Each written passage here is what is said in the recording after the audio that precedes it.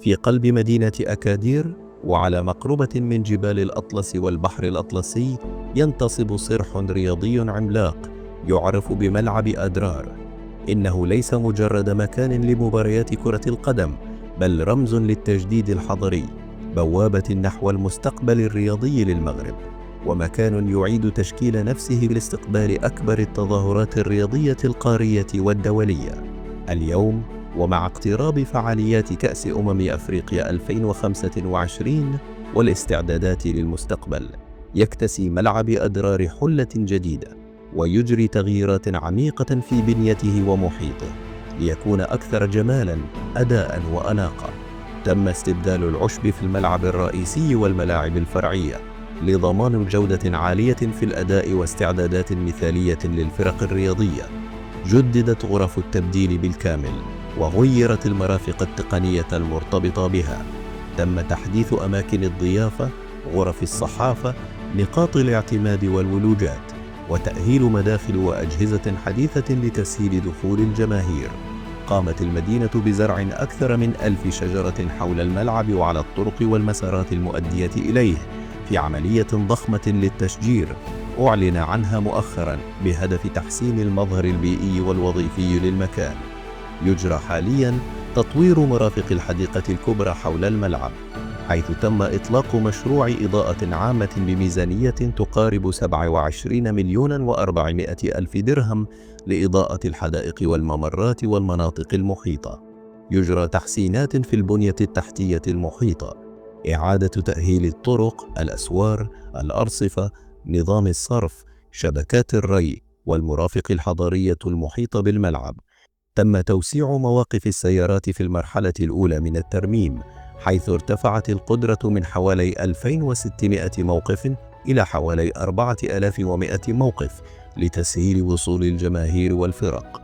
المرحلة الثانية من التوسعة تهدف إلى رفع سعة الملعب من 41,800 مقعد حالياً إلى حوالي 46,000 مقعداً بحلول 2030، مع إضافة سقف كامل للمدرجات وترقية التجهيزات بما يتناسب مع المواصفات الدولية.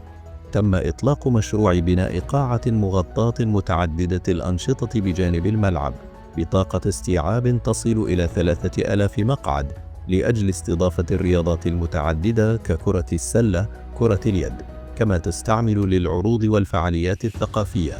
تنفيذ مشروع بناء حمام سباحة أولمبي ضمن المنطقة المحيطة بالملعب بتكلفة مالية كبيرة لتعزيز البنية الرياضية الكاملة في الموقع. لماذا كل هذه التحديثات؟ الاستعداد لاستضافة كأس أفريقيا 2025 وتلبية المتطلبات التنظيمية الدولية. الرغبة في جعل ملعب أدرار مركزاً رياضياً متكاملاً يلبي احتياجات المدينة ويعزز مكانة أكادير على الساحة الرياضية. تحسين المظهر الحضري والمرافق البيئية للمدينة، وترسيخ مفهوم المدينة الخضراء والمتطورة. بهذه التحولات العميقة يعيد ملعب أدرار تعريف نفسه ليصبح أكثر من مجرد استاد. إنه فضاء حي يجمع بين الرياضة، الطبيعة، والتجديد الحضري. من المدرجات إلى الأشجار، ومن العشب إلى المواقف، كل زاوية تعيد صياغة المشهد الرياضي لأكادير. وبينما تهب النسائم على الأشجار المزروعة حديثاً، يرسل أدرار رسالة واضحة: نحن على أعتاب عصر جديد من الفعالية، الاستدامة والجمال. من عدسة الدرون ستظهر أسرار هذا المكان بشكل لم ير من قبل، ومن يرى السماء يلمس الأرض. هكذا يكون ملعب أدرار، وكأنه لوحة فنية معلقة بين البحر والجبال، يحكي قصة تحول لا يزول. نأمل أن تكونوا قد استمتعتم بهذه الرحلة. لا تنسوا الإعجاب، التعليق، والمشاركة لدعم عملنا. شكرا على المشاهدة. أترككم الآن لمشاهدة بقية الفيديو.